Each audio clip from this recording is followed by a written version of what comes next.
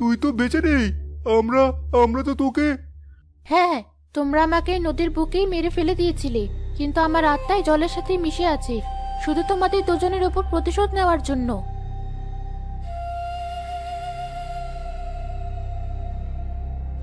কি হলো শের আলী, এত দেরি কেন?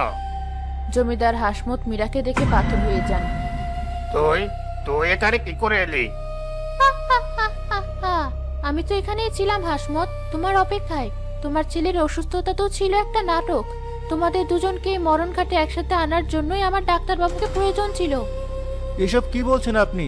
এর মানে কি? ভয় পাবেন না ডাক্তার সাহেব, আপনার কোনো ক্ষতি হবে না। আপনি শুধু আমার এত বছরের অপেক্ষার শেষটা দেখবেন। আপনি সাক্ষী থাকবেন পাপী তার শাস্তি কিভাবে পায়।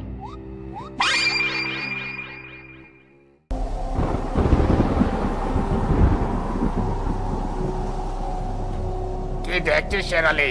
শেষ করে দে ওই শয়তানকে। ওটা কোনো মানুষ নয়, প্রেতাত্মা। শের আলী লাঠি উঁচিয়ে মীরার দিকে তেড়ে যায়, কিন্তু সে মীরার কাছে পৌঁছানোর আগেই নদীর জল থেকে ঢেউ উঠে আসে এবং তাকে নিয়ে যায়। হুজুর বাঁচান! কি, আমাকে বাঁচান!